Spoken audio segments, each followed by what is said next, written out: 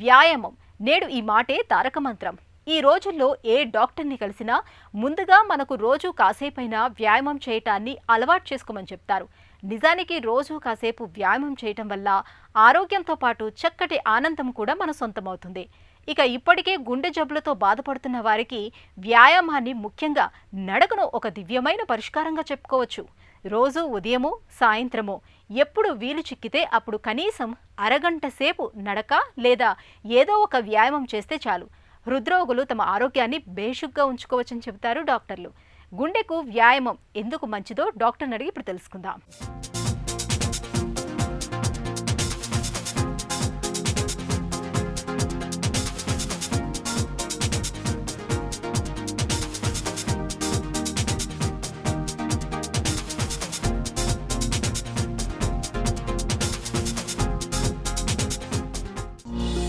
ఎలాంటి వ్యాయామం చేయని వాళ్ళకే గుండె జబ్బులు వస్తాయా? చాలా వరకు వ్యాయామం చేయని వాళ్ళతో వ్యాయామం చేసే వాళ్ళని పోల్చి చూస్తే గుండె జబ్బులు 30 నుంచి 40% వరకు తక్కువ వచ్చే అవకాశం ఉంటుంది. అంటే వ్యాయామం అనేది గుండె జబ్బులు రాకుండా ఆల్మోస్ట్ 30% to 40% చేస్తుందన్నమాట. వ్యాయామం రెగ్యులర్గా చేసే వాళ్ళకి కూడా గుండె జబ్బులు వచ్చే అవకాశం ఉంటుంది. కాకపోతే చేయని వాళ్ళతో పోలిస్తే చాలా తక్కువగా వచ్చే అవకాశం ఉంటుంది. గుండె ఆరోగ్యానికి చెమట చిందేలా వ్యాయామం చేయాల్సిందేనా? మనం జిమ్కి వెళ్ళి very heavy intense exercises, heavy weights చేయాల్సిన అవసరం లేదు. మనం బ్రిస్క్ వాకింగ్ కానీ, మన గార్డెనింగ్ అంటే గార్డెన్ మనం సరి చేసుకోవడం కానీ, అందులో ఏంటంటే మనం కొంచెం బరువులు ఎత్తటాలు, తవ్వటాలు అన్నీ కూడా ఉంటాయి అన్నమాట. ఇవన్నీ కూడా మోడరేట్ ఇంటెన్సిటీ ఎక్సర్సైజ్ కింద వస్తాయి. ఇవి చేసేటప్పుడు మనకి లైట్గా అలుపుగా అనిపిస్తూ ఉంటుంది. అట్ ద సేమ్ టైం మనం సివియర్గా స్వెట్టింగ్ అది ఉండాల్సిన అవసరం లేదు. మనం మనం ఎక్సర్సైజ్ చేస్తుండగా ఒకళ్ళతో మాట్లాడగలుగుతుంటాం అనమాట. దాన్ని మోడరేట్ ఇంటెన్సిటీ ఎక్సర్సైజ్ అంటాం. మితిమీరిన వ్యాయామం గుండెకు మంచిది కాదనే వాదన నిజమేనా? చాలామంది ఏంటంటే ఈ ఫ్యాడ్ లాగా అందరూ మ్యారథాన్ ట్రైనింగ్ అని, ఇంటెన్స్ జిమ్ సెషన్స్ అని చేస్తూ ఉంటారు. క్రాస్ఫిట్ ట్రైనింగ్ అని, మార్నింగ్ ఒక 2 hours, ఈవినింగ్ ఒక 2 hours, లేకపోతే కంటిన్యూస్ 2 to 4 hour రన్స్ ఇవి చేస్తూ ఉంటారు. చాలాసార్లు వీళ్ళల్లో కూడా మనం ఇప్పుడు గుండెకి సంబంధించిన ప్రాబ్లమ్స్ చూస్తూ ఉన్నాము. అయితే ఇది స్టడీస్లో కూడా మనకు తెలిసింది ఏంటంటే అల్ట్రా ఫిట్ ఇండివిజువల్స్, అంటే అల్ట్రా మ్యారథాన్ రన్నర్స్ కానీ, బాగా ఫిట్గా ఉండేవాళ్ళు, లాంగ్ డిస్టెన్స్ రన్నింగ్ చేసేవాళ్ళు, లేకపోతే లాంగ్ డిస్టెన్స్ సైక్లింగ్ అంటే సైకిల్ తొక్కేవాళ్ళు, వీళ్ళందరిలో ఏంటంటే గుండెలో కొన్ని మార్పులు గమనిస్తున్నాం. అవేంటంటే గుండెకి కండరాల్లో ఫైబ్రోసిస్ అంటే స్కార్ ఫామ్ అవటం కానీ, రక్తనాళాల్లో కాల్షియం ఎక్కువగా డిపాజిట్ అవడం కానీ, గుండెకి సంబంధించిన లయకి సంబంధించిన ప్రాబ్లమ్స్ రావడం అంటే ఏట్రల్ ఫిబ్రిలేషన్ అని, కొన్ని ఇర్రెగ్యులర్ గుండె లయలో ప్రాబ్లమ్స్ రావడం కానీ గమనిస్తున్నాం అనమాట.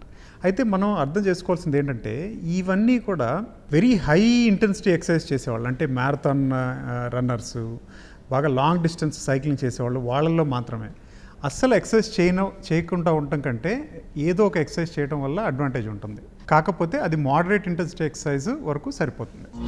గుండెపోటు వచ్చాక, గుండె పనితీరు తగ్గాక వ్యాయామం చేయకూడదా? ఒక్కసారి గుండెపోటు వచ్చిన తర్వాత చాలామందికి ఒక అపోహ ఉంటుండేంటే మళ్ళీ నేను జిమ్కి వెళ్ళకూడదనో లేకపోతే ఎక్సర్సైజ్ చేయకూడదనో ఒక అపోహ ఉంటుంది. సో ఒక్కసారి హార్ట్ అటాక్ వచ్చినాక మనం కోలుకుంటున్నప్పుడు ఎవరైతే మళ్ళీ ఎక్సర్సైజ్ అంటే ఒక క్రమ పద్ధతిలో మళ్ళీ ఎక్సర్సైజ్ చేయడం మొదలు పెడతారో వాళ్ళకి మళ్ళీ హార్ట్ అటాక్స్ కానీ, మళ్ళీ గుండెకి సంబంధించిన ప్రాబ్లమ్స్ వచ్చే అవకాశం తగ్గుతుంది. కాకపోతే ఏంటంటే ఒక్కసారి మేజర్ హార్ట్ అటాక్ వచ్చిన తర్వాత ఫస్ట్ 4 weeks ఒక ఇంట్లో తిరగటం అవన్నీ చేయొచ్చు, కానీ సివియర్ ఎక్సర్సైజ్ కానీ, మళ్ళీ బ్రిస్క్ వాకింగ్ కానీ అడ్వైస్ చేయమండి. ఆ తర్వాత 4 వారాల తర్వాత చిన్నగా ఒక 5 minutes 10 minutesతో మొదలుపెట్టి కొన్ని వారాల తర్వాత దాన్ని చిన్నగా మనం పెంచుకుంటూ పోవాలి. యూజువల్లీ 3 to 4 months పాటికి వాళ్ళు ప్రీవియస్ ఎక్సర్సైజ్ కెపాసిటీకి వచ్చేస్తారు వాళ్ళు. ట్రెడ్మిల్ వంటి ఉపకరణాలు సూచించే హార్ట్ రేట్ మానిటర్స్ సరైనవేనా? కరోనా వచ్చిన తర్వాత మనం చాలామంది నానా రకాల డివైజులు అన్నీ వాడటం చూస్తున్నాము. మనకి హార్ట్ రేట్ అనేది పల్స్ ఆక్సిమీటర్లో రావచ్చు. మనం జిమ్కి వెళ్ళినప్పుడు ఆ థ్రెడ్మిల్లో మనం పట్టుకున్నప్పుడు కానీ, ఎలిప్టికల్ ట్రైనర్ హోల్డ్ చేసినప్పుడు కూడా మనకు హార్ట్ రేట్ చూపిస్తూ ఉంటుంది. ఈ హార్ట్ రేట్ ఎలా మెజర్ చేస్తుందంటే ఇవన్నీ ఒక సెన్సార్ ద్వారా హార్ట్ రేట్ని మెజర్ చేస్తుంది. అయితే ఈ సెన్సార్స్ అంత యాక్యురేట్గా ఉండకపోవచ్చు. సో ఈ సెన్సార్స్ ఏంటంటే ఆ మెషిన్స్ని మనం రెగ్యులర్గా క్యాలిబ్రేట్ అనేది చేసుకుంటూ ఉండాలండి. అప్పుడే అవి యాక్యురేటా కాదా తెలుస్తాయి.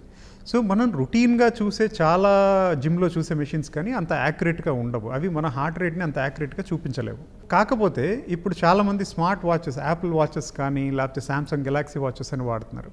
యూజువల్లీ యాపిల్ వాచెస్ కానీ ఇవన్నీ almost medical grade level of accuracy వచ్చేసింది. సో ఈ యాపిల్ వాచ్లో వచ్చే హార్ట్ రేట్ చాలా వరకు యాక్యురేట్గా ఉంటుంది. వ్యాయామం చేస్తున్నప్పుడు మన గుండె వేగం ఎంత ఉండాలి? నార్మల్గా మనం ఒక మనిషికి మ్యాక్సిమం హార్ట్ రేట్ అంటే ఎంత హయ్యెస్ట్ గుండె వేగం వెళ్ళొచ్చు అనేది ఒక చిన్న ఫార్ములా ద్వారా క్యాలిక్యులేట్ చేస్తామండి. అంటే 220 మైనస్ మన ఏజ్ చేస్తే అది ఒక మనిషికి తన వయసులో మ్యాక్సిమం హార్ట్ రేట్ కింద మనం తీసుకోవచ్చు. ఆ మ్యాక్సిమం హార్ట్ రేట్ క్యాలిక్యులేట్ చేసినాక అందులో usually 60 to 70% of heart rate achieve చేయగలిగితే మన ఎక్సర్సైజ్ టైంలో అది సరిపోతుంది. వ్యాయామం టైంలో ఒంట్లో కొవ్వు కరగాలంటే మన గుండె స్పందించే రేటు ఎంత ఉండాలి? ఒక హార్ట్ రేట్ రేంజ్లో ఎక్కువ ఫ్యాట్ బర్న్ అవుతుందని మనకి కొన్ని స్టడీస్లో తెలిసిందే. అయితే ఈ హార్ట్ రేట్ రేంజ్ ఏంటి అనేది, ఇప్పుడు మనం ఒక వ్యాయామం బాగా ఫాస్ట్గా చేసామనుకోండి, ఎక్కువసేపు చేయలేము, త్వరగా అలసిపోతాం అనమాట. అలాంటప్పుడు ఎక్కువ ఫ్యాట్ బర్న్ అవ్వదు. సో ఫ్యాట్ బర్న్ అవ్వాలంటే మెయిన్ ఇంపార్టెంట్ పద్ధతి ఏంటంటే మనం ఒక ఎక్సర్సైజ్ని ఎక్కువ పాటు కంటిన్యూస్గా చేయగలగాలి. అలా చేయగలగాలంటే మన హార్ట్ రేట్ మరీ ఎక్కువ అవ్వకూడదు, మరీ తక్కువ ఉండకూడదు. మ్యాక్సిమం హార్ట్ రేట్ రేంజ్లో 60% దగ్గర మెయింటైన్ చేసి ఎక్కువసేపు వ్యాయామం చేస్తే కొంచెం ఫ్యాట్ ఎక్కువ బర్న్ అవుతుందనే ఇది ఉంది. బట్ ఇది మనం అర్థం చేసుకోవాల్సింది ఏంటంటే ద అమౌంట్ ఆఫ్ ఎక్సర్సైజ్, అంటే మనం ఎంత వ్యాయామం చేస్తున్నాం అనేది కూడా ఇంపార్టెంట్. ఇదంతా ఫ్యాట్ బర్న్ అవటానికి, నాట్ ఓన్లీ హార్ట్ రేట్. వ్యాయామానికి ఎలా సిద్ధం కావాలి, ఎలా కొనసాగించాలి, ఎలా ముగించాలి? అట్లీస్ట్ వారంలో 5 రోజుల పాటు మినిమం 30 మినిట్స్ పాటు వ్యాయామం చేయాల్సి ఉంటుంది. అయితే వ్యాయామం ఎలా చేయాలనేది కూడా చాలా ఇంపార్టెంట్. కరెక్ట్గా నిద్ర ఉండాలి, బాగా హైడ్రేట్ అయి ఉండాలి, అంటే ఫ్లూయిడ్స్ కానీ అది తీసుకుని ఉండాలి. వ్యాయామం మొదలుపెట్టే ముందు కొంచెం వార్మప్ ఉండాలి. వార్మప్ అంటే ఏంటంటే మనం స్ట్రెచ్ చేసుకోవటం, చిన్నగా కొంచెం బ్రిస్క్ వాక్ ముందు స్లోగా నడవటం, దీనన్నీ ఏంటంటే బాడీ వార్మప్ అవుతుంది, ఎక్సర్సైజ్కి అడాప్ట్ అవుతుంది. ఎక్సర్సైజ్ తర్వాత ఒక కూల్ డౌన్ ఉండాలి. అంటే మనం ఏదైనా ఎక్సర్సైజ్ కానీ వ్యాయామం చేస్తున్నాము, తర్వాత వెంటనే ఆపేయటం కాకుండా కొంచెం కూల్ డౌన్ ఫేజ్ ఉండాలి. ఈ కూల్ డౌన్ అయిపోయాక ఎక్సర్సైజ్ ఎప్పుడు ఓవర్ ఎక్సర్సైజ్ చేయకూడదు. మనకి బాగా ఎండగా ఉంది, మనకు తెలుస్తుంది ఓకే మనం అలసిపోతున్నాము, లేకపోతే మనకి కొంచెం కళ్ళు తిరుగుతున్నట్టు అనిపిస్తుంది, అప్పుడు ఇంకా ఎక్సర్సైజ్ పుష్ చేయకూడదు. సో ఇవన్నీ ఏంటంటే మనం ఎక్సర్సైజ్ చేసేటప్పుడు తీసుకోవాల్సిన జాగ్రత్తలు. దీంతోపాటు వ్యాయామం చేసేటప్పుడు మోస్ట్ ఇంపార్టెంట్ ఏంటంటే చాలామంది బాగా ఊపిరి బిగపట్టి వెయిట్స్ లిఫ్ట్ చేయడం అనేది చేస్తూ ఉంటారు. గుండె జబ్బులు ఉన్న వాళ్ళైతే ఎట్టి పరిస్థితుల్లోనూ ఈ వ్యాయామాలు చేయకూడదు. ఎందుకంటే ఇట్లా బాగా ఊపిరి బిగపట్టి బరువులు ఎత్తడాలు ఇవి చేసినప్పుడు చాలా బ్లడ్ ప్రెషర్ అది బాగా షూట్ అవుతుంది. ఈ ఎక్సర్సైజ్ వల్ల పెద్ద ఉపయోగం కూడా ఉండదు. రోజు కాసేపైనా వ్యాయామం చేయటం అంటే మన ఆరోగ్యాన్ని దివ్యంగా ఉంచుకోవటమే. గుండె జబ్బుతో బాధపడుతున్నప్పుడు ప్రతిరోజు కాసేపు నడవటం, వ్యాయామం చేయటం వల్ల రక్తనాళాల్లో ప్రవాహం చక్కగా ఉంటుంది. బరువు, రక్తపోటు, షుగర్ వంటివన్నీ అదుపులో ఉంటాయి. మానసిక ఒత్తిడి కూడా తగ్గుతుంది.